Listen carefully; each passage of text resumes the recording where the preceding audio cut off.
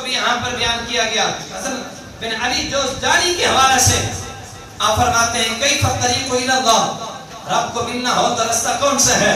फरमाते हैं वो बहुत से इसके तरीके हैं और इनमें सबसे कारगर जो तरीका है वो कौन सा है? फरमाया इत्तिबाउ सुन्नह, सुन्नते मुस्तफा इत्तिबा का नाम तसव्वुफ है।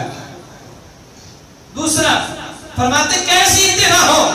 फरमाते कौलन व फिअलन व अज़मन, फरमाते उसकी जुबान से जुमले निकले तो वो भी सुन्नते मुस्तफा के मुताबिक हो, उससे कोई काम सादर हो तो फरमाते वो भी सुन्नते मुस्तफा के मुताबिक हो, और उसके दिल के इरादे और ज़हन के जो तख़य्युलात हैं फरमाते वो भी सुन्नते मुस्तफा के मुताबिक हो।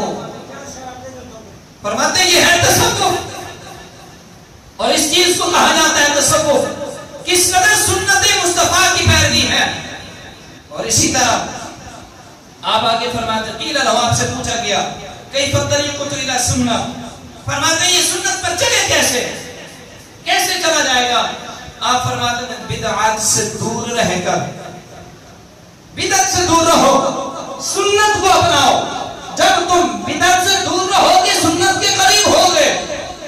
और आज के इस माहौल के एतबार से अगर इसका मैं माना करूं तो फैशन से दूर रहोगे तो सुन्नत के करीब होगे, दिल की आरज़ू और ख्वाहिशात से दूर रहोगे तो सुन्नत के करीब होगे।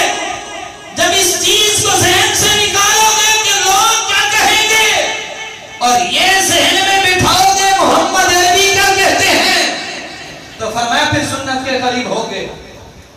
फिर सुन्नत के जब करीब होगे तो फिर तुम्हारे तसव्वुफ शुमार होंगे। इसी तरह से